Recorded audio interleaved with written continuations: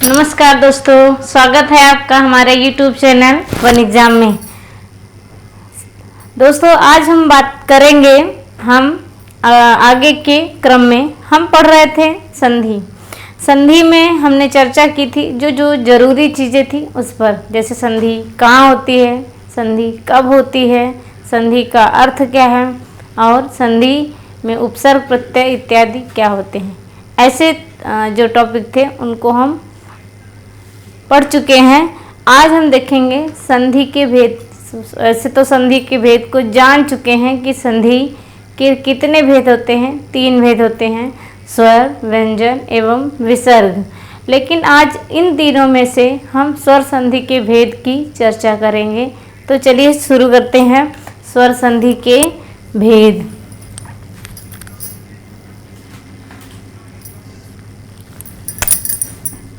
स्वर संधि के भेद कि स्वर संधि कितने प्रकार की होती है या स्वर संधि के कितने भेद होते हैं। तो देखिए स्वर संधि के 5 भेद होते हैं, हिंदी में देखें तो, और संस्कृत में 8 होते हैं। हिंदी के साथ साथ हम संस्कृत की भी चर्चा करेंगे कि संस्कृत में वो कौन सी 3 संधियां हैं जो 8 हो जाती हैं जोड़ने पर, और हिंदी में क्यों नहीं है। चलिए, पहली संधि है दीर्घ संधि। क्या है? दीर्घ संधि। और दूसरी संधि है गुण संधि। कौन सी संधि है? गुण संधि। और नंबर 3 तीसरे पर है वृद्धि संधि। कौन सी है? वृद्धि संधि। ये क्रम से ही आप इसे रखें, स्मरण रखें तो ही पर्याप्त है, और पर्याप्त ही नहीं बहुत अच्छा होगा। और इसके बाद यण संधि। यण में ध्यान रहे अड़ा हलंत में रहता है। और इसके बाद आयादि संधि। आयादि संधि। ये संधि के भेद हैं। कौन सी संधि के? स्वर संधि के। देखिए, हमने आपसे कहा था कि मूल स्वरों की संख्या कितनी होती है?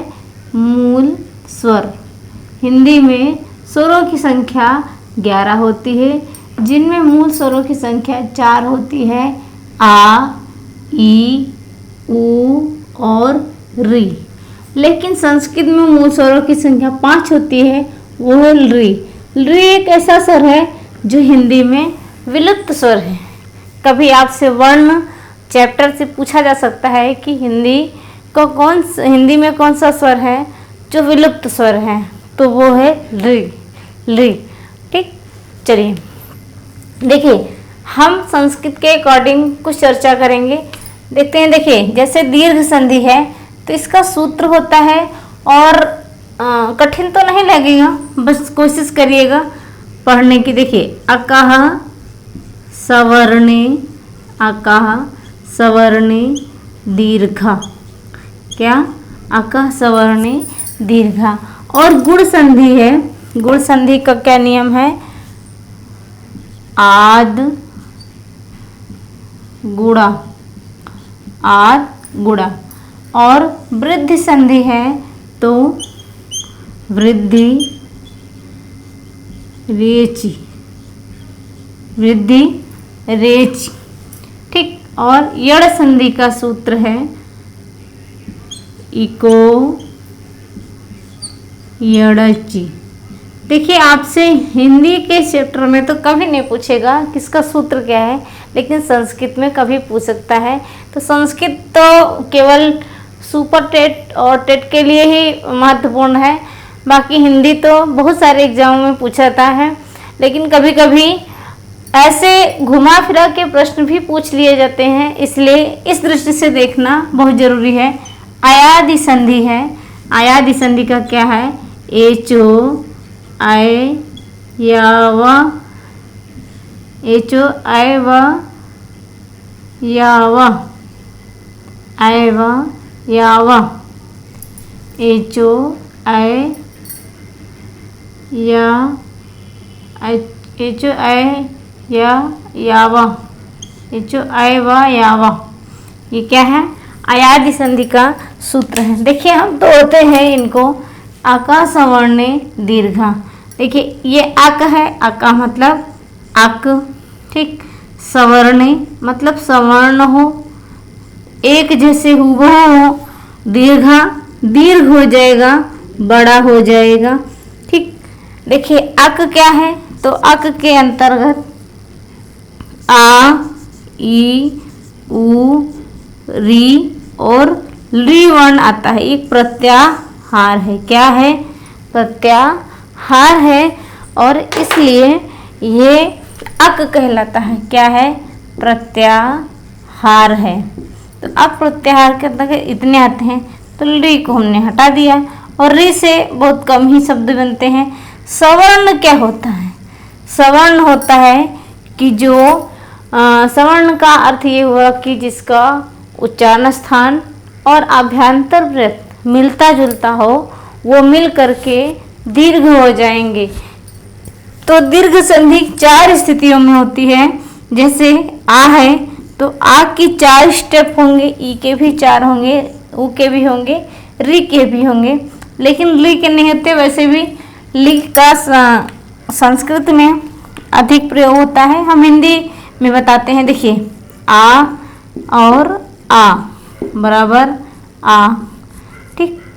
और दीर्घ आ और दीर्घ आ बराबर दीर्घ आ, और हरस आ बराबर दीर्घ, हरस आ प्लस दीर्घ आ बराबर दीर्घ आ, और दीर्घ आ धन हरस आ बराबर दीर्घ आ। ये 4 स्थितियाँ, कितनी? 4 स्थितियों में दीर्घ संधि होती है। ठीक ऐसे ई का भी होगा, ठीक ऐसे उ का भी होगा, ठीक ऐसे री का भी होगा। देखिए फिर इसके बाद गुणा में देखते हैं। देखिए ये इसका जब इसको जब तोड़ेंगे तो आत और गुणा होगा, ता का दा हो जाता है व्यंजन संधि के कारण, इसलिए। तो आत का अर्थ हुआ आया, आके बाद क्या हो? कोई भिन्न स्वर हो, ठीक, इससे मिलता जुलता ना हो, ये संक्षेप है। और तब क्या है कि दोनों के स्थान पर एक आदेश हो जाएगा, एक आदेश हो जाएगा। ऐसे ही यहाँ पर भी पूर्व और पर का एक आदेश होगा, दीर्घ में भी और गुण में भी, ऐसे ही वृद्धि में। तो आप परिभाषा क्या पढ़ते हैं कि जब आ या आ के बाद कोई असमान स्वर आए, तब आ या आ के बाद कोई असमान स्वर आए। असमान स्वर मतलब मूल स्वरों में ही, जैसे आ के बाद ई आए, आया आ के बाद ई आए, उ आए, री आए, तो क्रमशः ई का या हो जाता है, ई का ए हो जाता है। ई और आ और ई को मिलाकर ए होगा, आ और उ को मिलाकर ओ होगा, आ और री को मिलाकर अर होगा। रा का उरण रपड़ा से अर हो जाता है, रा को लाया जाता है, इसलिए अर हो जाता है। तो ये यहाँ पर होता है। जैसे आ या आ के बाद भिन्न स्वर मतलब ई, उ, री और ली, तो क्रमशः क्या है? दोनों के स्थान पर आ और ई के दोनों के जगह पर क्या हो जाएगा? हाँ, क्या होगा? ए होगा, ओ होगा और अल होगा, ठीक। ली का तो अल होता है, हिंदी में नहीं है ये, इनके शब्द बहुत कम मिलते हैं, और री के भी बहुत कम मिलते हैं। तो इसलिए बस इतना ही इसमें जानते हैं कि दोनों के स्थान पर एक आदेश से। बाकी एक एक संधि के विषय में जब जानेंगे तो विस्तार से देखेंगे। वृद्धि रेचि, देखिए यहाँ आत की अनुवृत्ति लेते हैं, मतलब बुलाते हैं, तो क्या है? इसका होगा एची, ठीक। जब हम अनुवृत्ति लेंगे आत की, तो आत एची बराबर एची मतलब एच, ठीक, और बराबर क्या होगा, गुण हो, वृद्धि होगा। क्या होगा, वृद्धि। एच, एच मतलब एच, ठीक, एच है ना, तो एच ये है आई, एच। तो एच प्रत्याहार में आई और औ होते हैं, ठीक। तो इसमें क्या है, वृद्धि रेच। एक मिनट, एच है तो ए और ओ ही होगा। ए ओ, ए ओ और आई औ, इन चारों के बाद आने पर क्या होगा, वृद्धि स्वर में ही परिवर्तन होगा। इसलिए आत का मतलब हुआ ता की संज्ञा होगी आ या आ के बाद क्या आएगा, ए ओ औ। ये हिंदी का क्रम है। और संस्कृत में क्या है, ए ओ आई औ, ठीक। इको अड़ची, इको अड़ची में क्या है, इक के बाद इसे मिटा देते हैं ताकि स्पष्ट समझ में आए। देखिए अभी तक हमने ये जो 3 संधियां हैं, दीर्घ संधि, गुण संधि और कौन सी संधि, वृद्धि संधि, इन तीनों में जो पूर्व वर्ण होता है और पर वर्ण होता है, दोनों के स्थान पर एक वर्ण का आदेश होता है। लेकिन बचती हैं 2 संधियां, एक तो है यण और एक है अयादि। इनके स्थान पर पूर्व वर्ण के स्थान पर ही आदेश होगा, दोनों के स्थान पर आदेश नहीं होगा। जैसे देखिए यहाँ है इक, इक और इसके बाद अच, अच मतलब अच, इसे हम क्या समझेंगे अपने भाषा में, अच। अच मतलब स्वर, और सरल करेंगे स्वर। अच का अर्थ क्या हुआ, स्वर, ठीक। तो इक का अर्थ क्या है, तो इक का अर्थ है ई, उ, री, ठीक, और ली। तो हमने बताया कि ली को हटा देंगे, केवल 3 को देखेंगे, और 3 में भी 2 ही महत्वपूर्ण है, ठीक। अभी तक तो बारी थी कि ये जो ई, उ, री और ली है, ये इस साइड आ रहे थे। कहाँ आ रहे थे, इस साइड। लेकिन ये जो यण संधि है और जो अयादि संधि है, उसमें बात क्या है कि ये जो इक है मतलब ई, उ, री, ली है, ये इस तरफ आते थे, और जो आत था मतलब आया आ दीर्घ, वो इस तरफ आते थे। तो इस कारण दोनों के स्थान पर एक ही आदेश होता था। लेकिन ये 2 संधियां हैं, इनमें क्या है, ये जो है इधर आएंगे और इधर भिन्न स्वर रहते हैं। तो इस कारण यहाँ पूर्व वर्ण के स्थान पर ही आदेश होगा। आदेश का अर्थ हमने बताया था, आदेश से संधि होती है, और आदेश क्या है, दूसरा जो वर्ण रहता है उसे हटा करके दूसरे वर्ण का आदेश दे दिया जाता है, वहाँ पर उस वर्ण स्थापित हो जाता है। तो ये क्या है, इक के स्थान पर जब इनसे कोई भिन्न स्वर हो, भिन्न, देखिए ई, उ, री, ली, अच। अच का अर्थ वैसे देखिए आप पढ़ते हैं कि जब ई, उ, देखिए यण संधि की परिभाषा क्या पढ़ते हैं पुस्तक में कि ई, उ, री के बाद जब कोई असमान स्वर आए तो क्रमशः ई का या हो जाएगा, उ का वा हो जाएगा, री का रा हो जाता है, ठीक। लेकिन देखिए कोई भिन्न स्वर आए, ठीक, लेकिन यहाँ लिखा है अच, कोई भी स्वर आए, ठीक। अब कोई भी स्वर लेकिन असमान स्वर, कैसा स्वर हो, असमान स्वर। देखिए असमान स्वर क्यों, जब समान स्वर आएगा तो कौन सी संधि हो जाएगी, मतलब ई के बाद ई ही आ जाएगा तो दीर्घ हो जाएगी। इसलिए असमान स्वर होना बहुत जरूरी है। तो अगर जैसे पूछ लिया जाए कि ई के बाद ई ही क्यों ना आए, तो अगर ई के बाद ई ही आ जाएगा तो कौन सी संधि हो जाएगी, या फिर ऐसा क्यों होता है, तो कारण यही है इनका, ठीक। तो क्या होगा, पूर्व वर्ण के स्थान पे ही आदेश होगा, तो ई का या हो जाएगा, और ये हलंत में ही रहेगा क्योंकि ये अर्धस्वर होते हैं, उ का वा होता है, ठीक। हमें 2 ही वर्णों में दिखता है और री का बहुत कम शब्द मिलते हैं, लेकिन कुछ मिलते हैं। ठीक, जैसे महर्षि इत्यादि मिलते हैं, वो तो गुण संधि के हैं, बाकी इनमें भी मिलते हैं। देखिए री का क्या होता है, रा होता है। तो अगर हम देखें तो ये 4 अर्धस्वर होते हैं। हिंदी में 2 को ही आप कहते हैं कि अर्धस्वर होते हैं, या और वा। ठीक, लेकिन रा भी होते हैं। लेकिन अगर आपसे पूछा जाए कि हिंदी में अर्धस्वरों की संख्या कितनी है, तो कितना बताना है, 2 ही होते हैं, या और वा होते हैं। तो ये देखिए क्या हो जाता है, इक के स्थान पर जब अची कोई भी स्वर आ जाएगा तो क्या होगा, यण हो जाता है।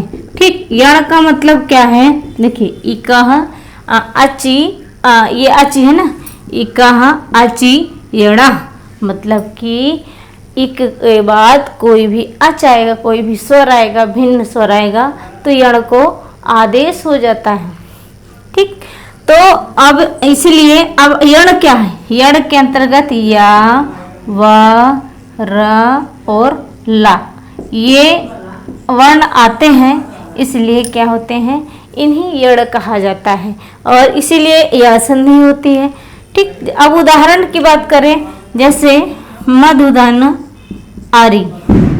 ठीक, एक राक्षस था, उसका नाम क्या था, मधु, और एक कैटभ था। सुने होंगे पौराणिक कथाओं में, और टीवी में भी देखे होंगे, सीरियल वगैरह में, या पहले रामायण पौराणिक आते थे, कथाएं आती थी। तो देखिए यहाँ हमने लिया स्वर क्या है, ऊ, ये अंतिम स्वर क्या है, ऊ है, और इसके बाद क्या है, आ। क्या ये दोनों समान स्वर है, नहीं है। ऊ तो ओष्ठ से उच्चारित होता है, आ कंठ से उच्चारित होता है। समान और असमान कैसे जाने, देखिए समान वर्ण कौन होते हैं, जिनका उच्चारण स्थान समान होता है, वो समान स्वर होते हैं, और जिनका उच्चारण स्थान असमान होता है, मतलब एक स्थान से नहीं उच्चारित होते हैं, वे असमान स्वर कहलाते हैं, इसलिए भिन्न हो जाते हैं। तो अब उच्चारण स्थान समान नहीं है, तो ये क्या है, यण संधि के नियम में आ गए। तो दोनों के स्थान पर नहीं, पूर्व वर्ण के स्थान पर अब वा का ही आदेश क्यों हुआ, क्योंकि ऊ का उच्चारण स्थान ओष्ठ है, तो वा का उच्चारण स्थान भी क्या होता है, ओष्ठ ही होगा। तो मिलाकर देखिए, अब इधर वाला नहीं बदला, हम लिखेंगे, देखिए जैसे कि अब माँ लिखे, और धा से तो ऊ हो गया, ऊ निकला, ऊ का वा हो गया, तो आधा लिखेंगे, धा आधा हो गया। ठीक, वा लिखे, वा आधा है। ठीक, और ये जो आ स्वर है इसी में मिला देंगे तो हलंत हट जाएगा, और अरि। ठीक, मध्वरी मतलब किसका पर्यायवाची है, भगवान विष्णु का, क्योंकि वही तो मधु नामक राक्षस के अरि मतलब शत्रु थे। ठीक, आपको एक पर्यायवाची भी मिल गया है। चलिए आगे देखते हैं। ऐसे ही अब जब इनकी विशेष रूप से एक टॉपिक पे बात करेंगे, एक संधि पर, तो कई सारे उदाहरण को हम हल करेंगे।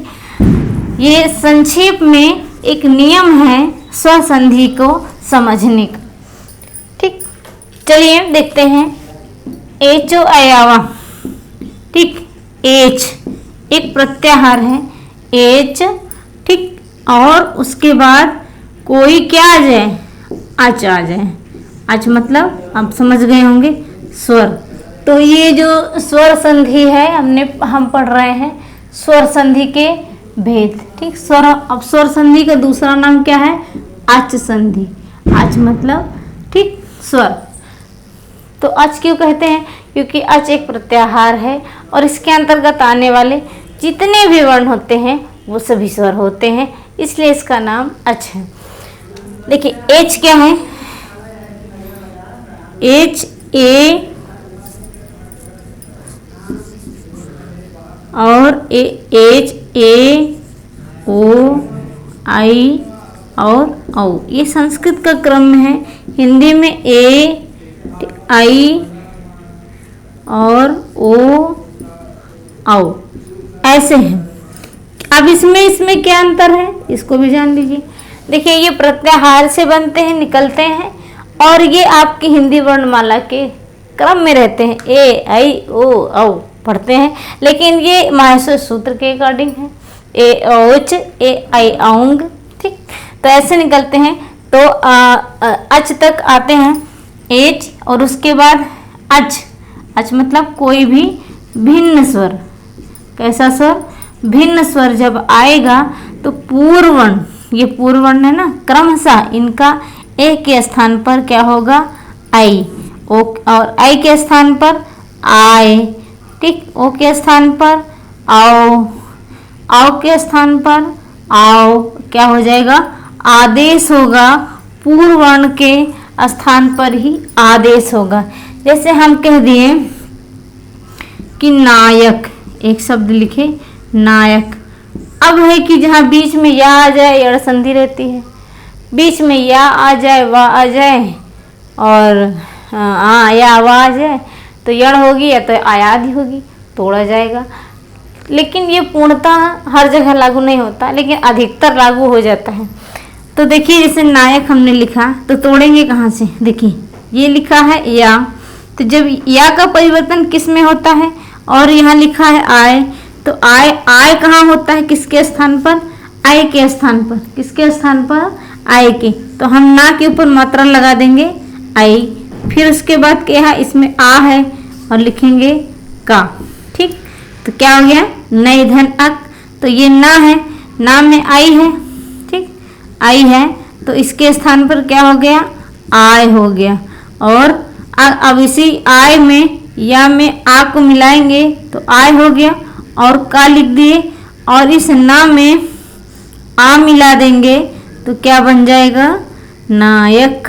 देखिए ऐसे, ये थोड़ी कठिन है देखिए, लेकिन इस ये जो इन शब्द जो बनते हैं ये रूढ़ होते हैं। देखिए रूढ़ की बात अगर आई है तो जो शब्द होता है, मतलब कि दो या दो से अधिक वर्णों के योग को हम शब्द कहते हैं, लेकिन वह सार्थक हो तो उसे ही हम शब्द कहते हैं। शब्दों के भेद में देखेंगे तो शब्द क्या आता है? जैसे कि व्युत्पत्ति के आधार पर शब्द के भेद में रूढ़, यौगिक और योग ऋण होता है। रूढ़, यौगिक और योग ऋण। ऋण जो टूटे ना, लेकिन टूटने पर उसका अर्थ खत्म हो जाए, कोई मतलब ना हो, तो क्या होते हैं? वे ऋण होते हैं। और यौगिक क्या होते हैं कि जब तोड़ेंगे तो दोनों पक्ष का, मतलब कि जहाँ से धन का निशान लगा रहेगा प्लस होगा और दोनों पक्ष का कुछ न कुछ अर्थ निकलेगा, तो वे क्या होते हैं? वे यौगिक होते हैं। और लेकिन जब दोनों पक्ष का अर्थ न निकले तो फिर अन्य को इंगित करे तो वो क्या हो जाते हैं? योग ऋण हो जाते हैं। तो शब्दों का जो निर्माण होता है, व्युत्पत्ति होती है, जब हम बनाते हैं तो 4 तरीके से होता है। वो 4 स्टेप क्या होते हैं? एक तो उपसर्ग होता है, उपसर्ग से नए शब्द हम बनाते हैं। दूसरा प्रत्यय होता है, तो ये शब्द निर्माण की इकाइयाँ हैं। और तीसरा संधि होता है, संधि से नए शब्द बनाते हैं। और चौथा समास होता है। तो ये शब्द निर्माण की क्या है? इकाइयाँ हैं। इसीलिए कभी कभी देखिए उपसर्ग संयोग से बने, प्रत्यय का योग किए तो भी क्या संयोग से, और उपसर्ग और प्रत्यय साथ आ गए हैं तो संधि कर लेंगे तो संधि अनिवार्य हो जाएगी। तो हमने बताया ना संहिता, संहिता का अर्थ होता है कि कहाँ पर अत्यंत निकट जब वर्ण आएंगे और कहाँ पर आएंगे तो संधि होगी। तो इसकी चर्चा हम पिछले ही क्लास में कर चुके हैं। समास से भी नए शब्दों का निर्माण होता है। तो आज हम देखे हैं स्वर संधि के भेद क्या होते हैं। इसके बाद हम देखते हैं दीर्घ संधि। आज हम केवल पढ़ेंगे दीर्घ संधि को। ठीक, चलिए दीर्घ संधि के कुछ उदाहरण हम हल करते हैं।